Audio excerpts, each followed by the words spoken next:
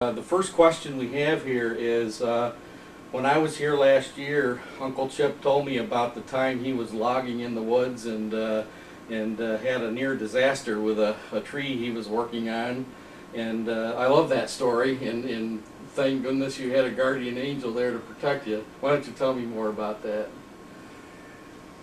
Well, you're speaking about my guardian angel. There have been so many times down through my life, especially in working in the woods, that something could so easily have happened that would have been disastrous. But this time in particular, we were working over on Stone Mountain in a ski area, and there were a couple of nice big trees that we'd been sort of bypassing, and we thought it was time we cut them. So they were just over the brink of the mountain on the ski toe, and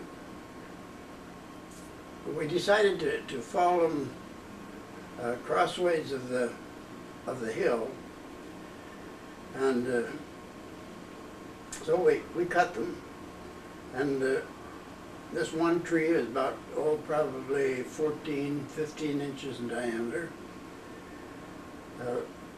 Lay right where we wanted it, crossways the hill, so that when we took the branches off and got it all peeled and everything, we could just roll it down the hill, and we could get at it with the tractor to take it out from there.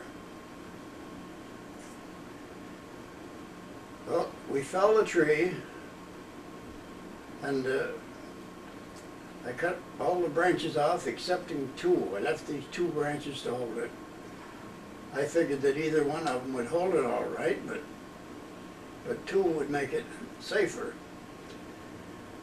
I cut all the branches off except these two, as I said, and then I was going to cut one branch, and then I was going to go around onto the upper side of the tree, reach down over it, and clip the other one off. But when I cut that first branch, it let loose, and it caught my feet, so I was tied, so I couldn't move. The only thing I could do was to throw myself down the hill and let the tree roll the length of me. Well, I felt the tree come down onto my legs, and that's the last I felt. After a few seconds, I looked, and the tree had gone on down the hill, and I hadn't felt the tree roll over me at all. I couldn't imagine what had happened. Well, as I thought about it and figured it out, that second branch had broken off when the first branch broke. The second branch was already cracked or broken, so it gave way. And but it broke about probably 15 or 16 inches from the trunk of the tree, so it left this stub sticking out there. And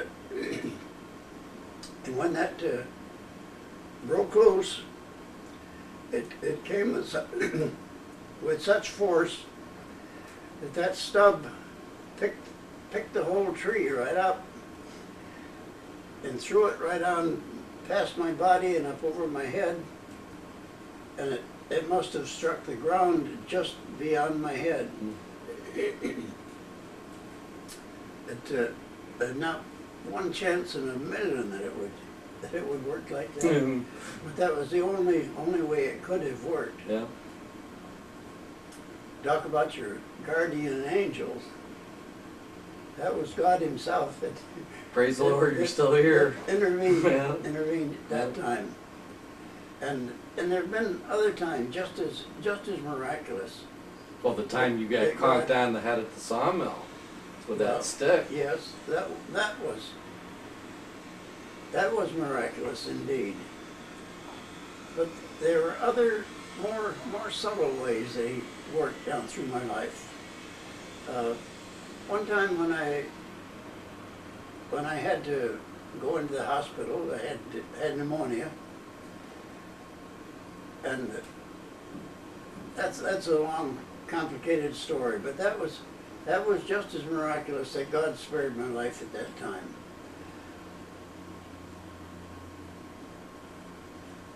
God has been good to me all along. He sure blessed all you kids, I believe. Well, you know, Chip, you never knew your grandpa and grandma Dayton. They died way before you were born. As a matter of fact, they died when your dad was a young boy. Did your dad ever tell you any of the details of his parents? I don't believe I ever heard him even mention his father or mother. It seems strange, but he was so young at the time when they died, and of course it was years later that I was born. But so far as I can recollect, I can't remember once that I heard him mention them. Okay. But there is one story about my grandfather. I think my mother probably was the one that told me this.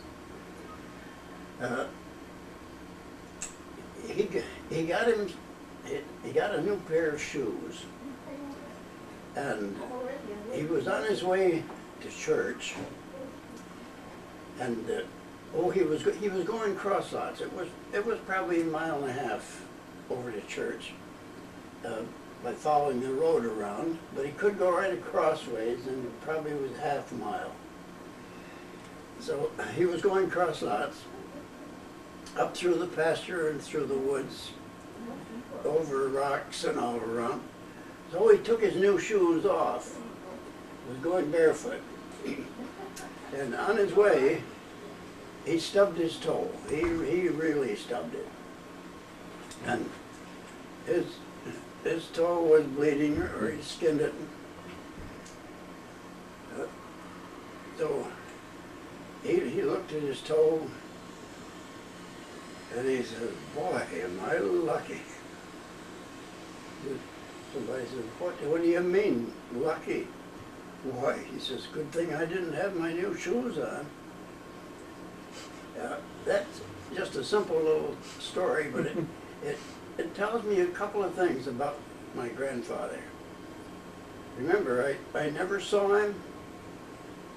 I never heard anyone talking about him a whole lot.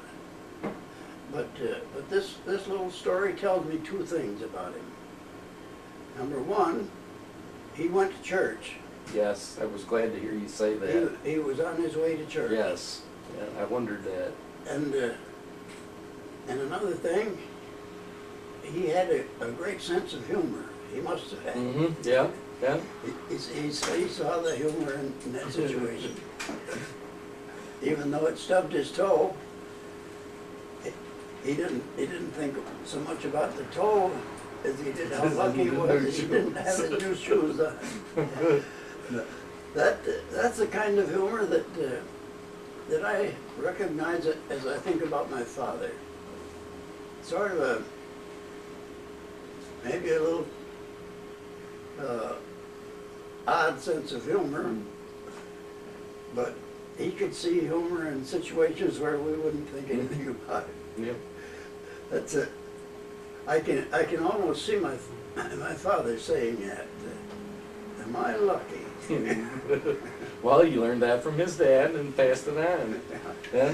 Now that's the only thing that I know about, that I know from experience. That's great. That's wonderful. No. Well, he died in September of 1882 when your dad was only 13 years old. So the recollections that your dad would have had of him would have been from a childhood type experience anyways. It wouldn't have been from an adult experience. So I got another question for you here. I've heard a story of how your, let's see, it would be your grandfather Alexander White died. Can you recollect that story? I never saw my grandfather White, and I never knew too much about him.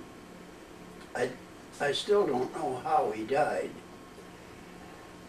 I have heard about it a couple of different times that he was attacked when he was going along the road.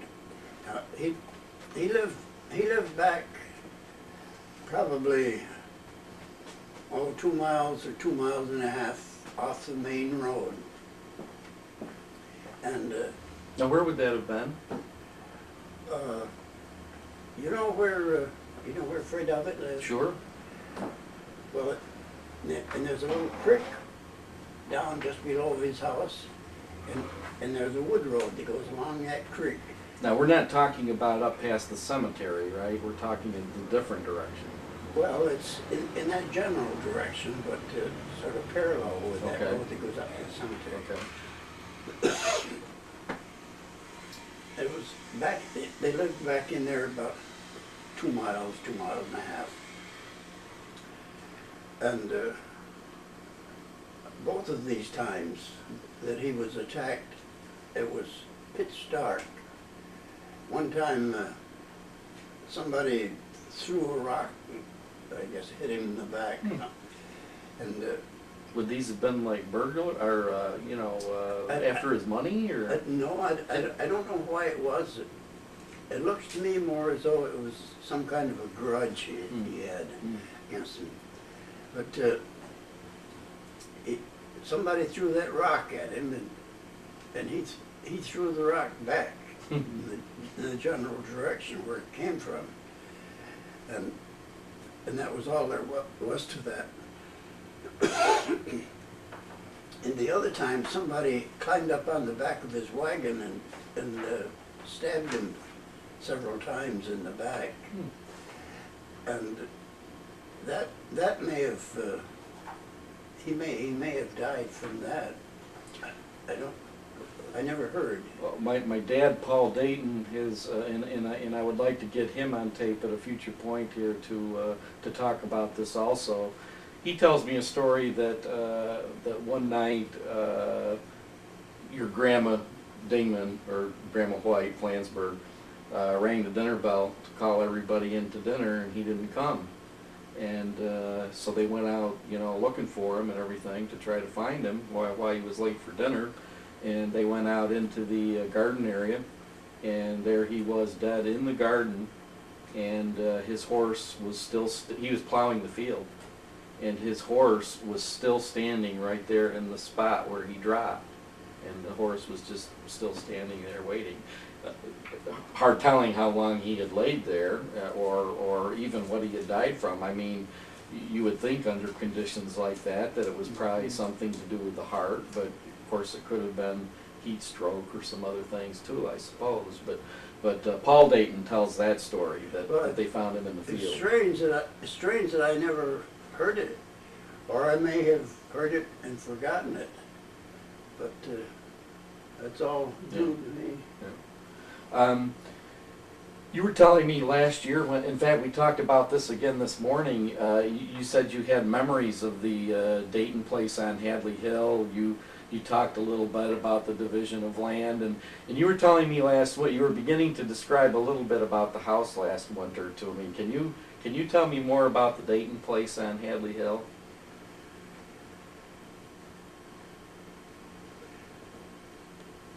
I don't remember too much about it. I was about 7 years old.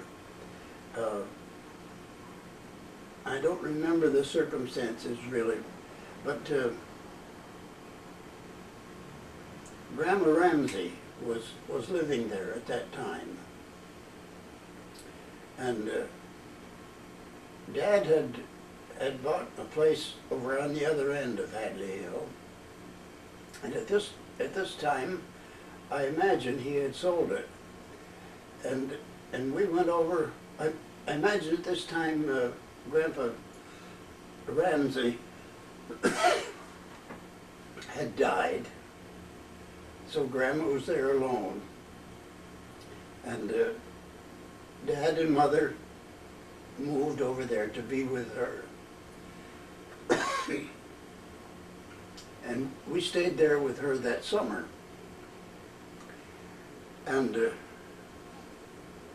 so the most that I know about the place there is what I learned that summer. I remember one thing. One Sunday afternoon, there was a cyclone went across the side of the hill over across, and we could see the funnel shape coming from way over towards Comptonville. We saw it a long time before it hit. And then it came up across Woodlot, and we could see the trees bend over when the funnel shape went across the side of the hill. And then it went over towards Stony Creek, took the roof off a building over there. Well, that was an exciting thing that happened that summer. But one thing I do remember, the Dayton house was quite a big house, and I remember the upstairs was all a mystery to me then. I was just a little boy, and I was kind of afraid of going to the other end of the house and up the stairs. I remember that quite plainly, how scared I was of going up there. In fact, as a little kid like that, I never was up there, only a couple of times anyway. Is that an attic or bedrooms? Upstairs? Bedrooms, or was it an attic upstairs? Well, it was a two-story house. And I remember I had to go up there for something, and I was kind of afraid to go up there alone. Oh, and another thing that I remember there, Charles and I found a woodchuck hole back away from the house a ways, and we took a trap over there and set it for that woodchuck. And Mother was the one that went and showed us how to set the trap. And I remember her telling us about how Grandma Ramsey, White, used to set traps for partridge. She'd find a drumming log where the partridge, you know what I mean when I say drumming? No, I don't. Well,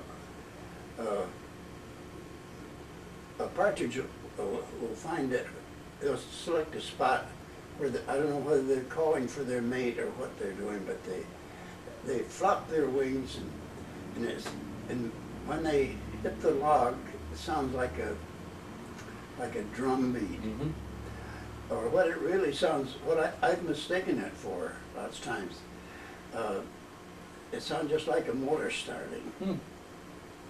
Start in slow, it keeps getting faster and faster. But it sounds exactly like a chainsaw starting or a lawnmower or something like that. Well, anyway, Grandma would find one of these places where a partridge had been beating its wings like that, and she would bait her trap with the wintergreen berries, and that's where Mother learned her trapping and so forth. Mother showed us how to make snares for rabbits, and how to set a traps for woodchucks, and to disguise, put dry leaves and so forth over the trap. Well, anyway, we set the trap and caught the woodchuck. And there are a lot of little things like that all added up to make that summer. Speaking of the trapping, the Flansburghs were noted as trappers. Matthias Flansburgh, who was the first Flansburgh to come up from the Albany area up to Day. That was kind of part of the way he made his living, was through trapping. So I wouldn't be surprised if the trapping part of it was something that may have been handed down through the Flansburgh generations, maybe. Uncle Chop. There's probably 1,000 stories about Uncle Chop, but Uncle Chop was known as a daredevil, and he had a reputation as a daredevil, a stunt maker, a risk taker. What a wonderful man he was. But anyways, he's got some fascinating stories about some of his more reckless days, and I know you've got one too with him on the Hudson River, I think. So anyways, could you tell me some stories about Uncle Chop, or maybe some of his daredevil stunts, or you too? Oh, I know you were in it with him. There are so many things that got into it. It seems though if there's any trouble around, why he always found it, got into it. But nothing ever bad, only things could have ended up in a bad way. Well, he had guardian angels too. Oh, well, let's see. This is just a little example. One time, Mother sent him down to the store to get a prescription, down at the drugstore. And Charles told the druggist what he wanted, the prescription. The druggist went out in the back, and of course he was left alone there in the front of the store. And do you know what a cigar clipper is? Yes, sure. Well, you've seen a little glass block that's set on the counter of a drugstore or cigar store. Incidentally, for those that don't know what a cigar clipper is, it's a very, very sharp instrument, like it's kind of a scissors thing, but anyways, an extremely sharp instrument, razor blade sharp instrument to use to cut off the end of a cigar. It's very inviting for a little boy. So this little glass block, it's all polished off, and the hole in the center of the top of it. And it just stick a cigar in there, and it clips the end of it off. And so that got his attention. He looking at it. I wonder if I'm not quick enough so I could trip that with my finger. And I'll try it anyway. So he stuck his finger down it. And of course, clip it went. He took the end of his finger right off. Not very much, but enough so that it bled. And so the druggist came back out with a prescription, and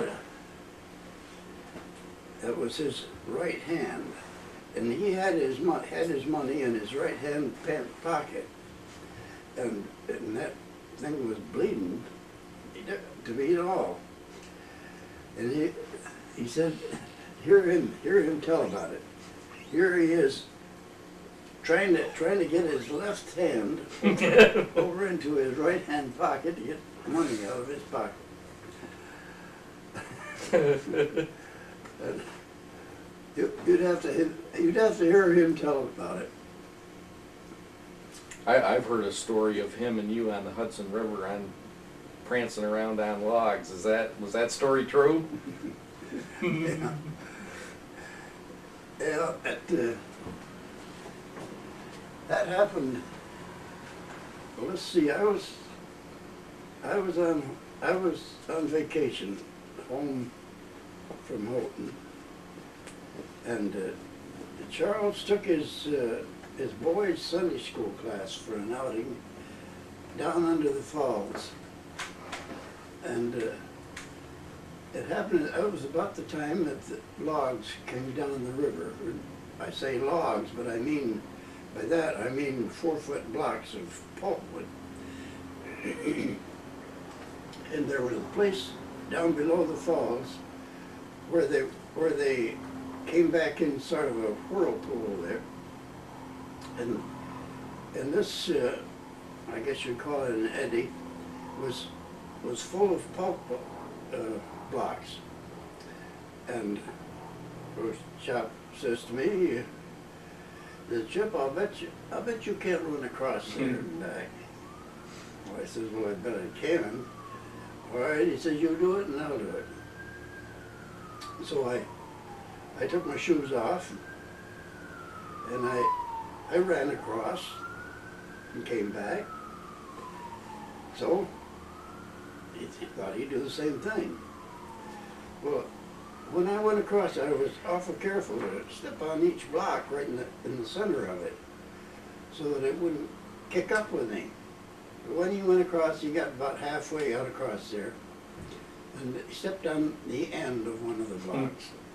And of course it tipped up and he went in the water. This is awful dangerous, right? But water was only about 4 feet deep there. Mm. And so he just scrambled around a little bit, got back up on top. Oh dear. But we had fun. He was a character. I got to tell one about Uncle Chop too. When what I remember about him is, well, this wasn't Daredevil, but he used to love to work with the youth, and as our pastor in Corinth, he'd take the youth to Caroga Lake every year to Caroga Lake was an amusement park where they had, you know, a midway and rides and so forth. And they had this big hammer and bell there where you'd take a great big hammer and the object was to, you know, drive the bell ringer all the way up a stem that was probably, I don't know, 20, 30 feet in the air, try to ring a bell. And if you rang the bell, you'd win a prize. And of course, there was such, you know, heavy leverage there and a spring action that hardly anybody could ring that bell. But boy, Uncle Chop, I remember him as a kid. Boy, he just, one day he got up there and he just kept dinging that bell one swing after the next. And finally they asked him to leave because, you know, he was just, I mean, he couldn't miss. Even Dad, I always used to think Dad was one of the strongest men in the world, but even Dad would only hit it maybe, you know, 20–30% of the time he'd ring the bell. But boy, Uncle Chop was a very, very strong man. Any other stories you want to tell about him? I was thinking about one time that we went on a Sunday school picnic. We were on our way over to Sunnyside, over past Glens Falls. And there's a place that we came to between Corinth and Luzerne, where there was a man there with an airplane, and people were going up for a ride. And our pastor was with us, and our pastor was O.G. Wyman at that time. And we all chipped in together and paid for a ride for him to, well, we decided that we'd give him a ride. He didn't know whether he wanted to go or not. And Chop says, well, I'll tell you what we'll do. You go for a ride in that airplane, and I'll jump off the Hadley Luzerne Bridge. Oh no. And that Hadley Luzerne Bridge is, it's probably somewhere between 50 and 70 feet from the water. There's the river goes through between a couple of big cliffs there, and the bridge goes across the top, and it's probably close to 75 feet down to the water. So the pastor went for a ride in the airplane, and when we got up to Luzerne, why, Chop jumped off the bridge. And well, that wasn't quite all there was to it.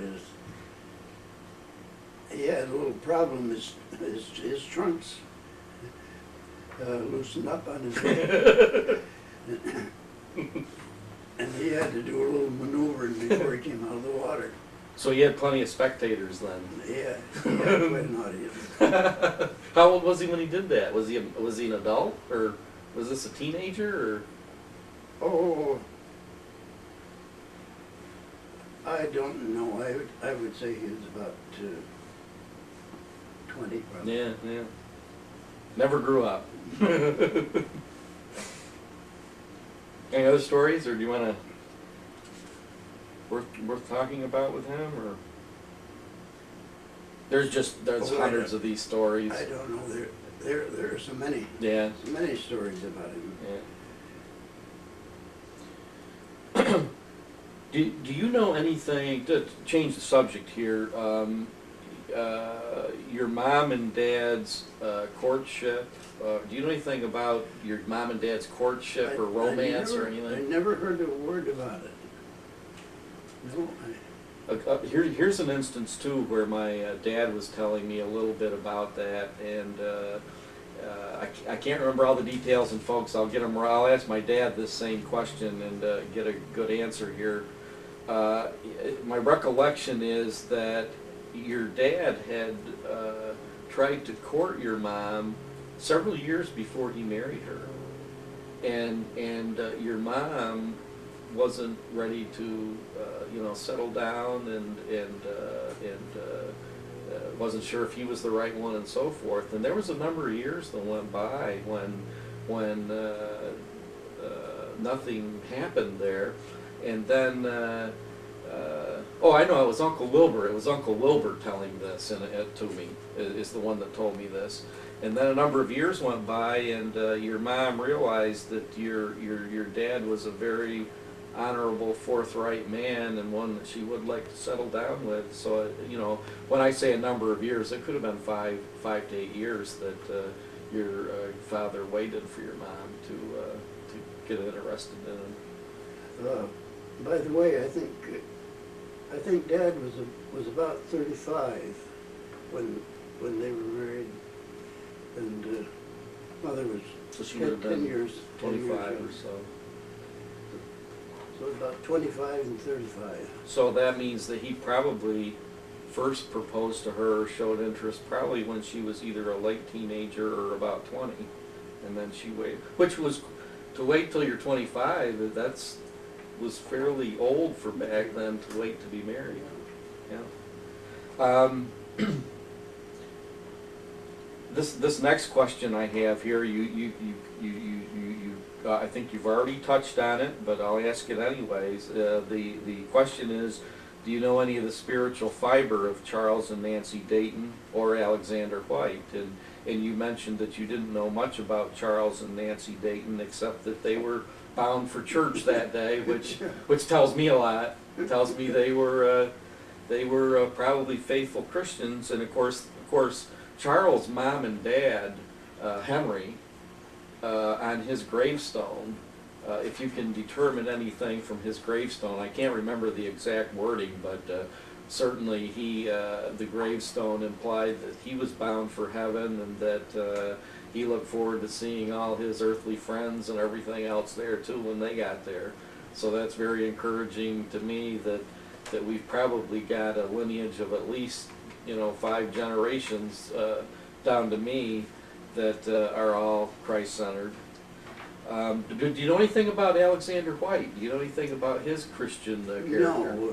No, nothing at all. Only as I've formed my opinion of him from my relationship with my mother. Right. She certainly must have had some good people in her background there somewhere. And of course, her mom was a preacher's kid. Yeah. Yeah. I didn't know that. Yes, William, your grandma White Ramsey Dingman, her father was William Flansburgh. William Flansburgh was one of the actually, let me tell you a little bit about William Flansburgh. And this is your great grandfather. He lived I don't know what kind of life he lived, but he didn't come to Christ until he was an adult. And I don't believe his parents or anything were Christ-centered or anything, but he came to know Christ as an adult, and shortly thereafter got interested in the ministry. He was a farmer, and he got interested in the ministry. As an adult, he studied and became a Free Will Baptist. And someplace along about 1850 or so, right around the same time when the Wesleyan Methodist movement started, he switched over to the Wesleyan Methodist Conference and became one of the very early Wesleyan Methodist ministers. This is William Flansburgh, and had many Wesleyan churches in around the upstate New York area, including like Chestertown, Johnsburg, Hadley, and all up around that area. He died about 1890, and when he died, O.D. Putnam wrote him a very, very wonderful tribute, and Aunt Flossie had a copy of that tribute, and of course I now have it in my hands and have it all documented and so forth. And some of my publications that I put out, I believe the tribute may be in those publications. If not, we'll probably do it again on this video. We'll probably do some tribute to William Flansburgh. So anyways, the point here is that your grandma was brought up as a preacher's kid.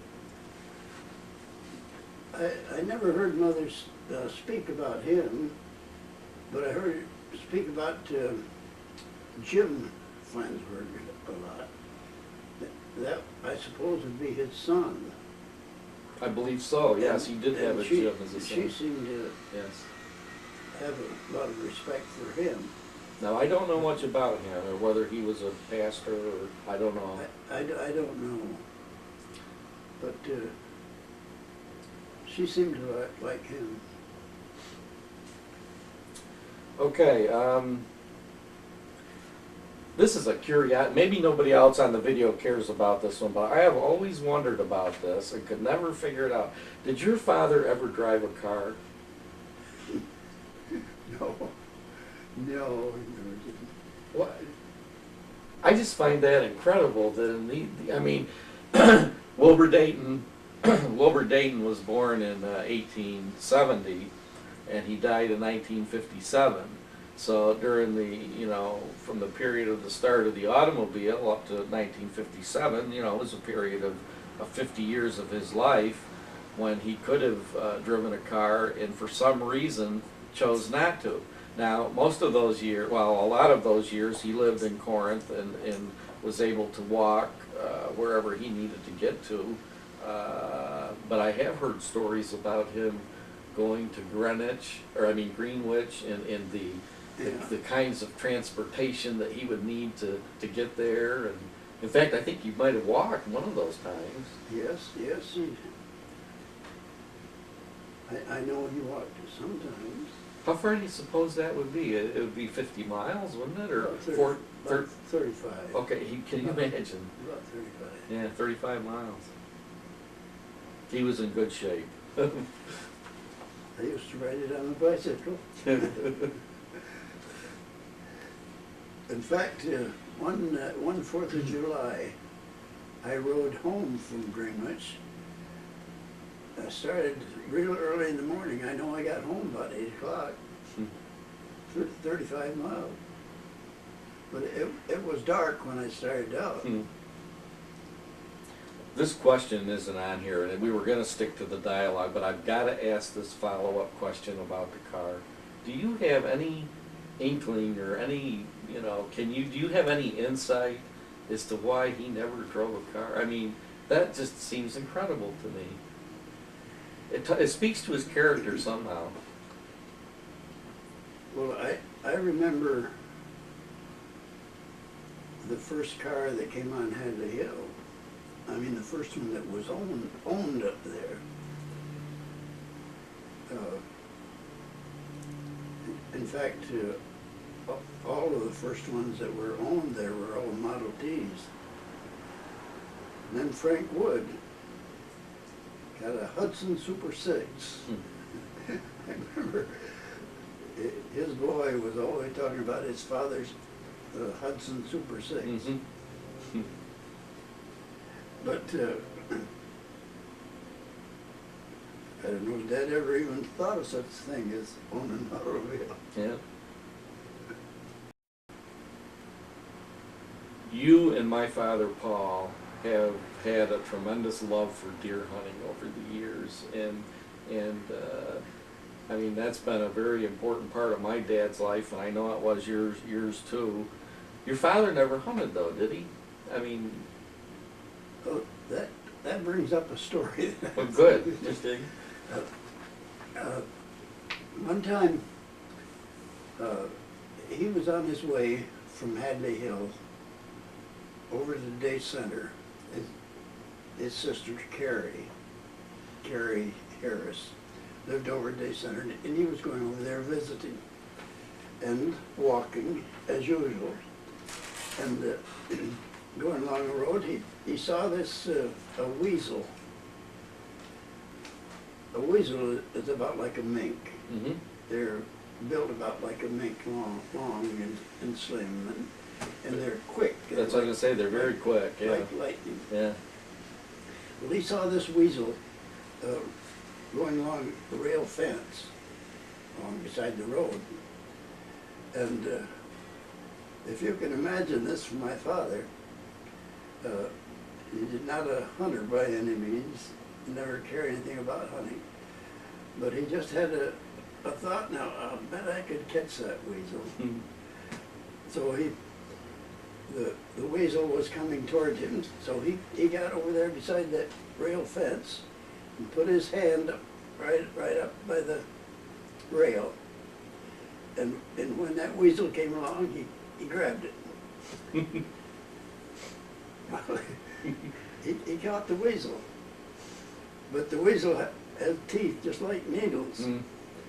And I don't know just where he had a hold of the weasel, but the weasel swung around anyway and sunk those teeth right into his hand.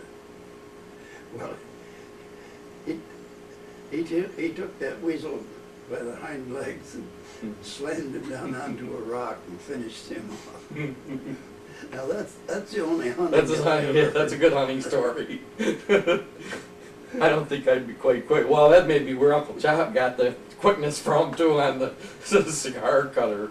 It sounds like he must have been really quick reflexes to be able to catch him, because boy, weasels are quick. But I just can't imagine him even being interested in catching a weasel. Yeah, yeah. You got any good hunting stories? Oh, I can tell you a lot of hunting. Tell me one.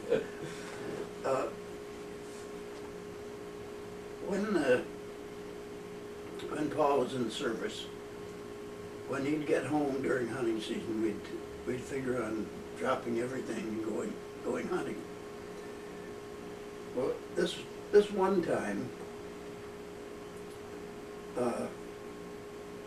we started out in the morning, went up Cedar River, and the way Paul and I always hunted, we'd figure where a deer might be, and just the two of us would still hunt and try to catch up with him.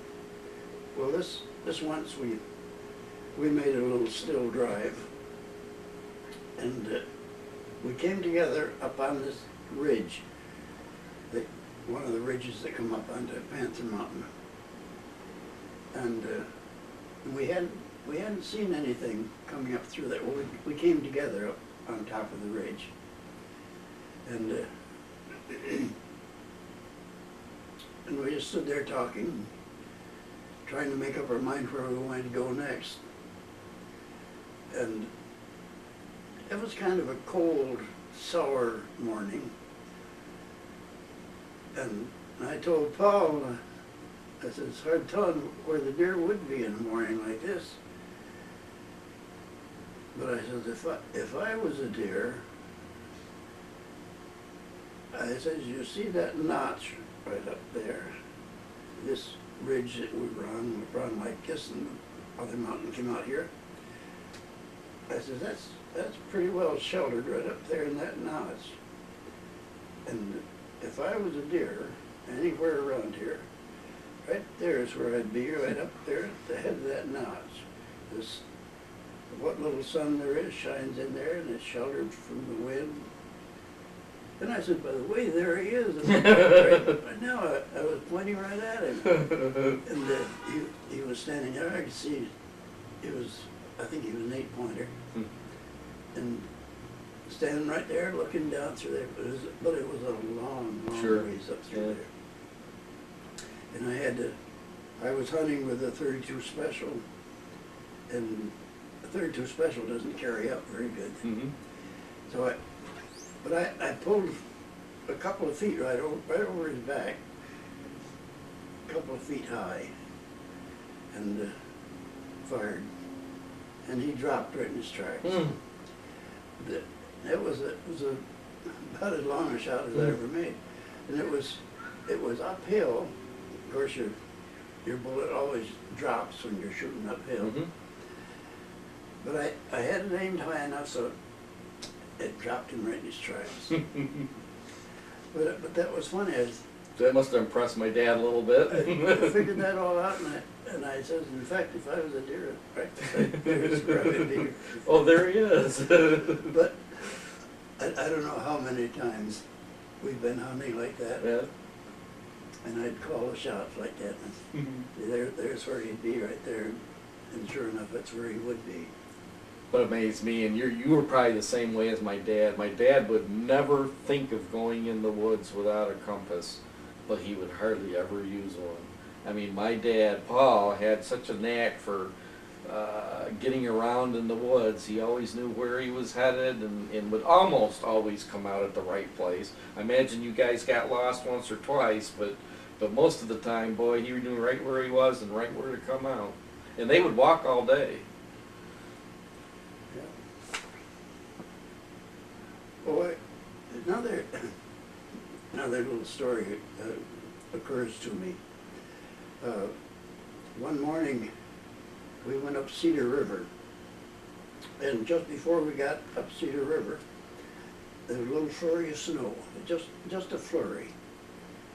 And we parked our car and started up Wood Road, and we'd gone probably a mile or a little more, and we saw a track where this buck had gone across the road. And we knew we had just gone there because it had just stopped snowing. And there was a bank alongside the road here, just a low bank. And I told Paul to go up just a little bit on the road and watch, and I'd get down in there and see if I could scare the deer out. Well, I stepped up on the bank, just took a couple steps out there, and I looked down, there's a creek right there, just across the creek. There stood this nice little 4-point buck, standing right there broadside. Well, I shot him right there, and dressed him out, and we went on hunting. We hunted all day long. We didn't see another deer at all. And we came back out at night, and it was after dark, or it was getting dark when we got back down there where we left the deer. And I went down over the bank and dragged the deer up into the road.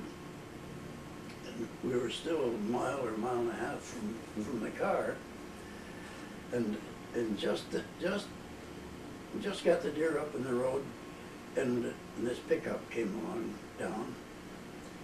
Somebody else had driven back in there, just coming out. And they said, can we give you a lift? And I said, "You bet you can." Wow, yeah. We've been tramping all day long, and we were tired. Yeah, you didn't feel like dragging a deer out. So they gave us a ride right down to the car. Well, that was great timing. Yeah.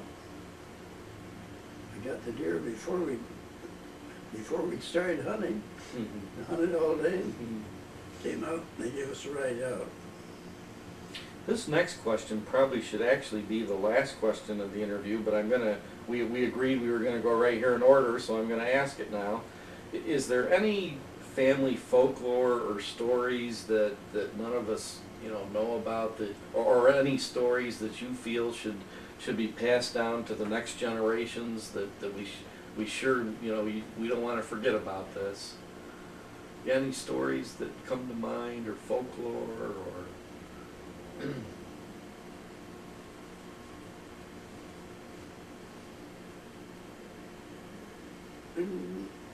I thought quite a lot about that. I just don't know. Okay. Any. That's fair.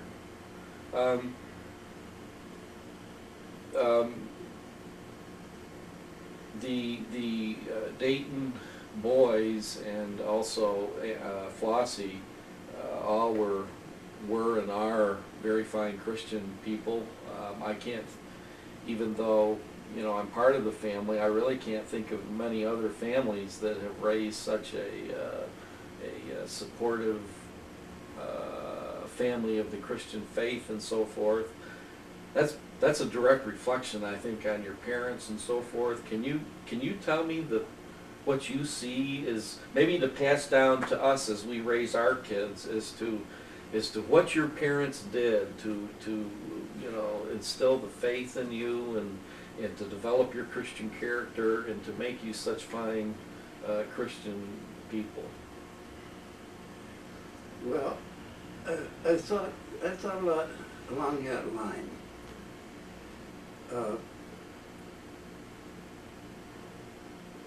I think a more general answer would be their example. Of course, that covers quite a lot of ground. But one thing about their example was consistency. They were always the same. Now, if Mother said, if you do this, you're going to get a licking. You go ahead and do it, you got a licking. I got a licking. Yeah. And she didn't sell. I'm not going to tell you again, kids. Don't do it again. No, Yeah, right. No, there was none of that. Yeah, you understood exactly where you were. What she promised, she meant it. Yeah. And she carried through on her promises.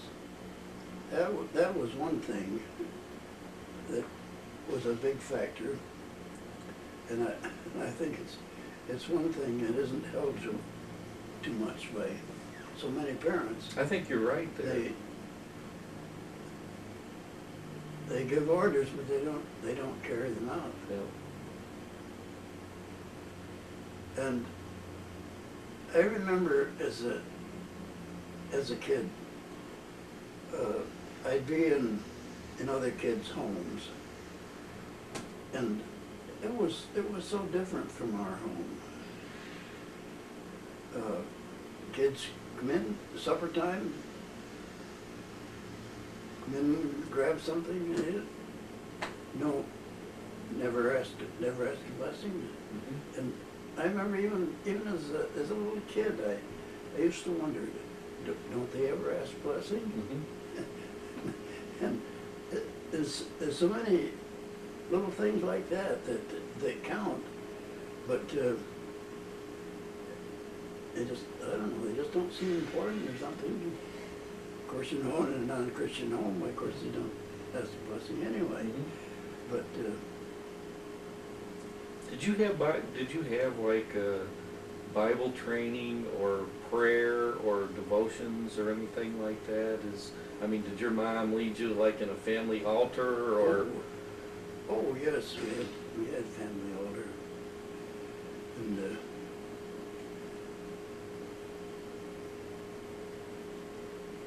we generally when we have family altar, we generally pray all the way around. Mm-hmm. Mom and Dad would pray, I don't remember too much about it.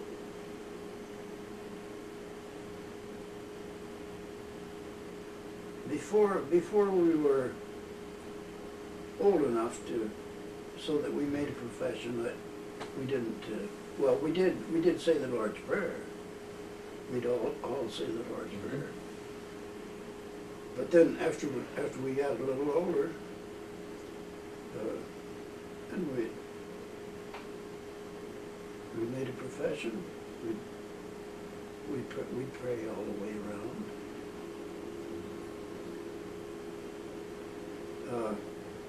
When we were little kids, we had what we called the Blue Bible, or the Blue Book, or the Blue Bible. It was a book of Bible stories, and Mother would, well, generally, like on Sunday afternoon, she'd read us stories from the Bible, and as kids, we knew so many of the stories, like David and Goliath, Sure. and Daniel and the lion's den, and all those stories. We were familiar with all of those. I remember when we went to Houghton in freshman Bible, all of those stories kind of linking together, you know. It helped a lot in the Bible survey. in the Bible class. Yeah.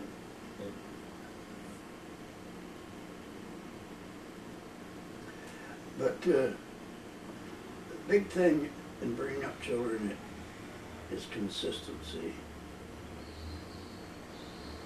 You know what to expect when you did certain things. Okay, good. What directed you towards the sawmill business? Oh, I always was interested in sawmill. Oh, ever since I was a kid in school. You know, they used to see the one-man sawmill advertised in pretty every magazine you pick up. The little bell saw. And I used to send a bell saw and get all their literature on sawmills and edgers and planers and of course, I know most of those books all by heart. Did you have a working mill someplace in your childhood that you visited, or? No, but I always was interested in woodworking of any kind.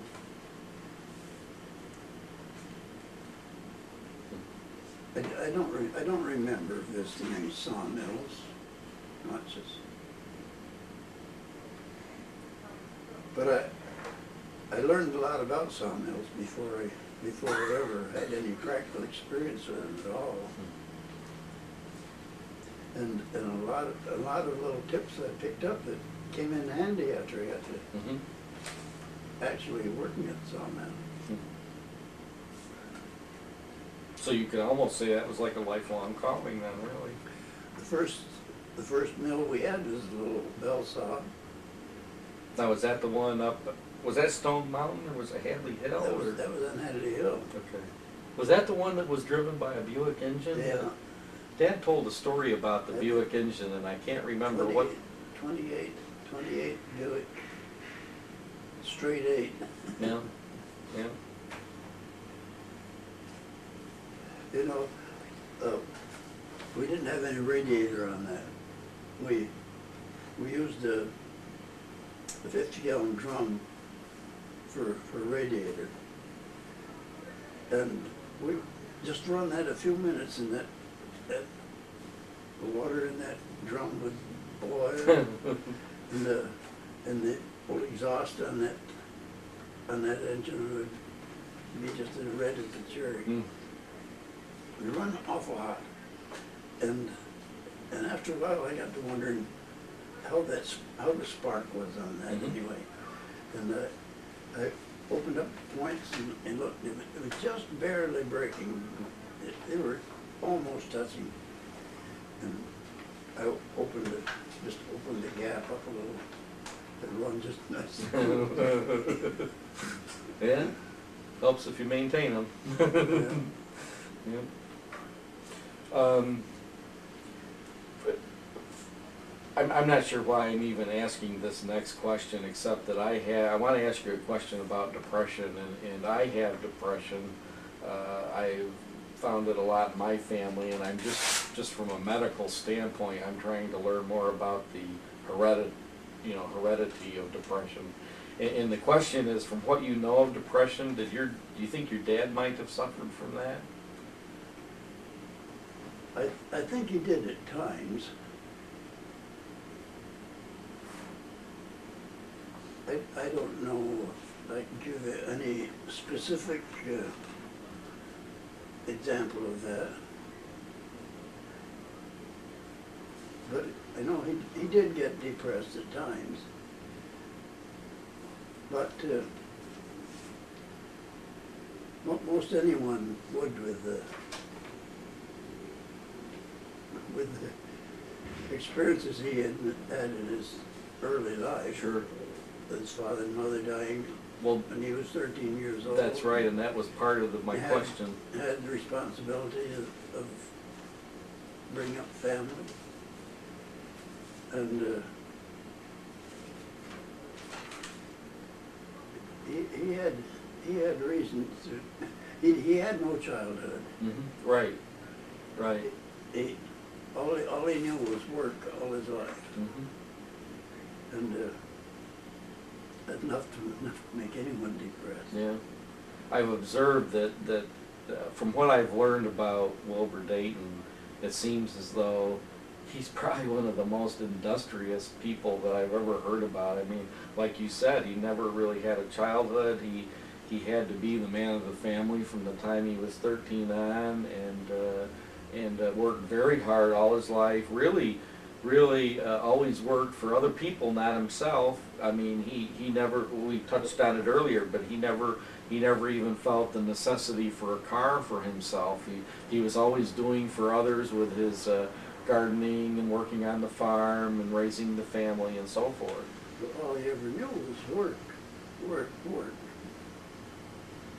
Uncle Wilbur tells a story, and if I can remember to get this right, it seems as though he worked at the, they didn't have laws like they have today back in the 1940s and 50s, and it seems as though he worked at an international paper company until he was, what was he, 80 when he was way beyond 65, I know. Yeah. And finally, and not only was he working there, he was working on the, unloading the unloading the pulpwood and stuff, wasn't he? Handling the pulpwood and stuff? Well, at the last, he was working as a cleanup man. Cleanup man. But Uncle Wilbur tells the story that they felt that he was too old and they needed to get rid of him, and then they hired 3 people to take his place. He was 75 anyway. I think he was 75 Yeah. when he quit. Yeah. And of course, he was gardening right up, and he passed away. I think it was at the age of 87. I think it was. 85 or 86. Yeah, I think. and he was working in his garden all the way up to the time. I mean, very serious, big garden all the way up until the time he passed away. Yeah. Well, your mom also had some health problems as a young adult, but she lived to a rather old age, so she conquered her health problems. What was that all about? I think that was all about me.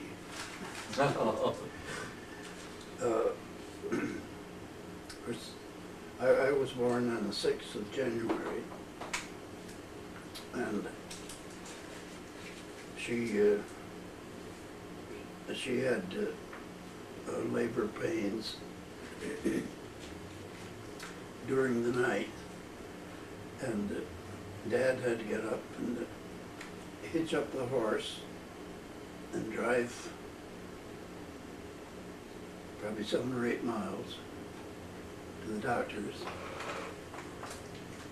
to get the doctor up. And the doctor got up, and he had to wait for his wife to get up and make him some hot biscuits before he'd start out. And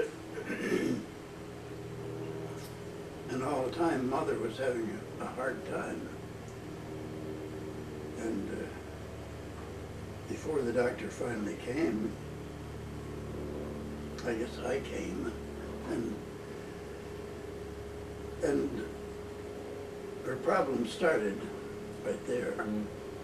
I don't know the particulars, I don't know just what the problem was, but it was caused by childbirth. And I don't know if she ever did get over it.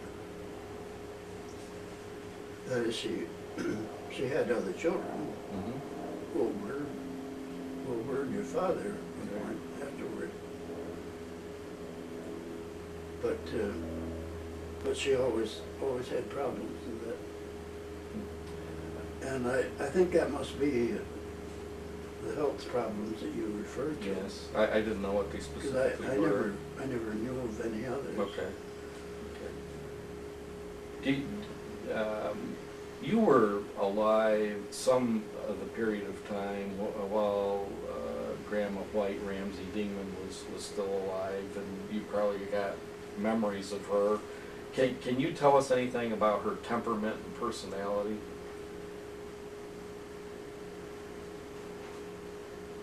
Well, as I remember her, she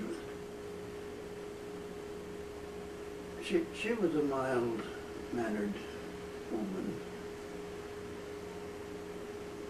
probably on the quiet side, but I remember her as a good, solid personality.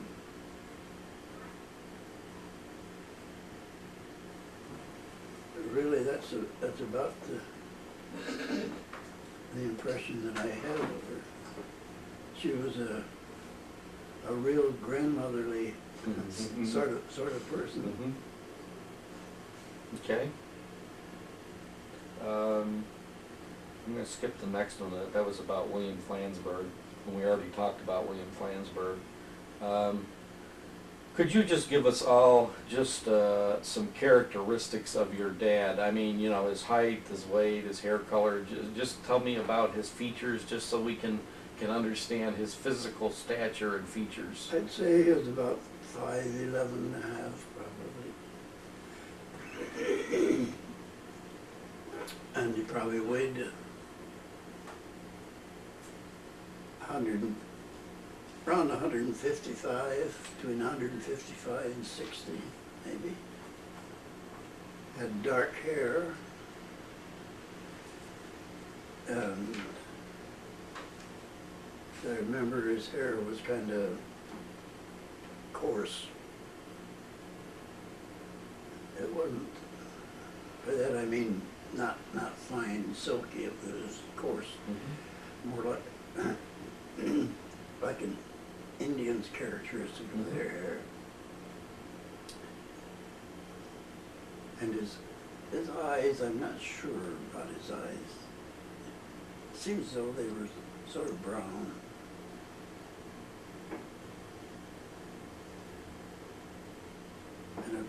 And I told her about his mustache. Sure. For years he wore a mustache. And in his later life, I went without it. What about your mom? Or, I'm sorry, were you done with Dad, or? No, I guess that's all about that. What about your mom? What was her stature like? Well, she was about the same height as Dad. And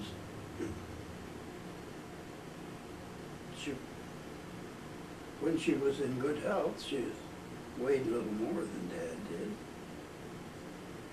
She had dark hair. I don't know about the color of her eyes. Both light complected, probably. Oh, about average.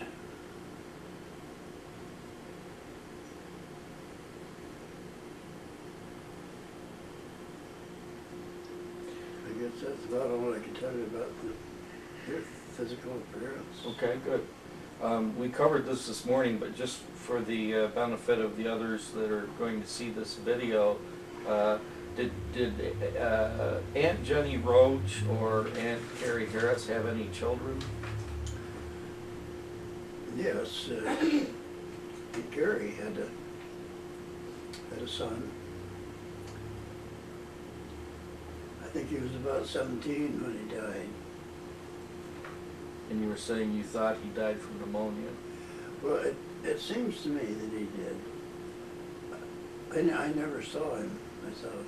He died before. I believe his name was Ernest. Yeah. Yeah. That was the only child they had. And Jenny didn't have any children. Uncle Dell had one daughter. And they've all died. And had no families of their own. so the only the Dayton descendants are all through Wilbur at this point. Well, from Charles and Nancy, all the descendants are through Wilbur's line. Yeah. The very last question I have on here is just many different questions, actually, all dealing with your aunts and uncles. They're dealing with Jenny Roach, Carrie Harris, Dell Dayton, and Jim Dayton. We're all brothers and sisters of Wilbur. And I don't know what to ask about that. I guess I would just ask you, do you have any stories, recollections, or anything that might be important to pass on about them? Even maybe their character. We were talking for instance, we were talking this morning that Jenny Roach was quite feminine. Her stature and appearance was very feminine in nature, and Carrie Harris, on the other hand, had quite masculine type features. But do you have anything that you might want to comment on your aunts and uncles? Thinking about my father, if he had one characteristic that stood out above everything else, was his honesty.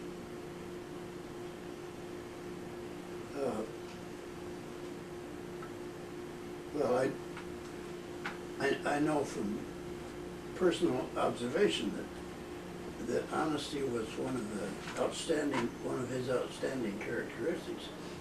But when Paul and I went in the sawmill, that first winter, it was rough. We had no money to start on at all, and we had no money to buy logs with. And I remember we were up around Palmer Lake, and we saw a logging job going on there, and we thought, boy, wish we could get a hold of those logs. Wish we could buy those logs. Well, it was just 2 or 3 days after that, I guess, that Jay Smead came into the sawmill, and he said, well, Rash talked to me. He says, we got a logging job going on up in here by Palmer Lake. Would you like to buy some fine logs? Well, I said, sure, we'd like to. Yeah. But we don't have any money to pay for them. And he said, well, have you got use for the logs? He said, oh, yes. Well, he said, don't worry about the money. And well, we got to worry about the money. And he said, well, he says, I've known your father for a good many years. And he said, I'll get my money all right.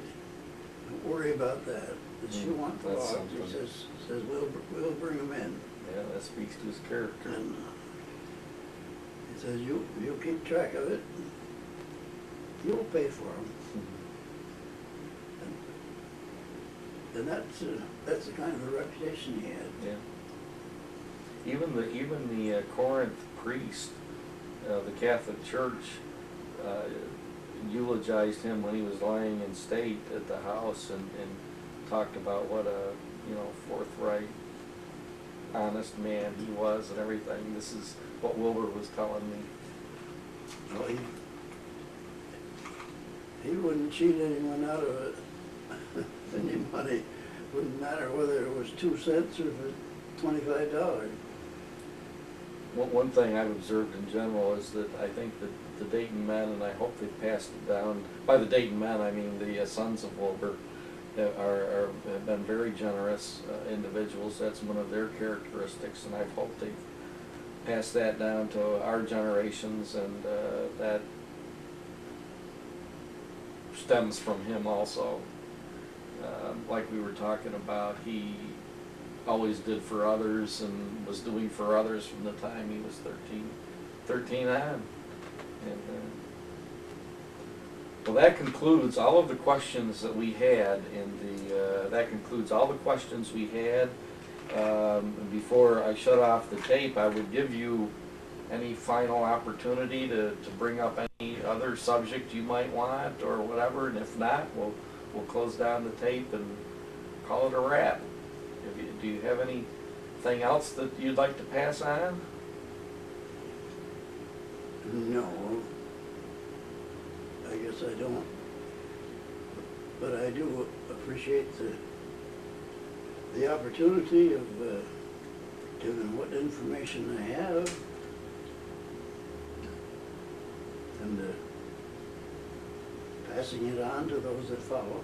Good, yes, and we hope this, we're not doing this videotape for our own good. We're doing it hopefully to pass on to future Dayton generations some information that will make your life more meaningful, and above all, to carry on the wonderful Christian heritage that we have as a Dayton family. So this is Jim Dayton signing off.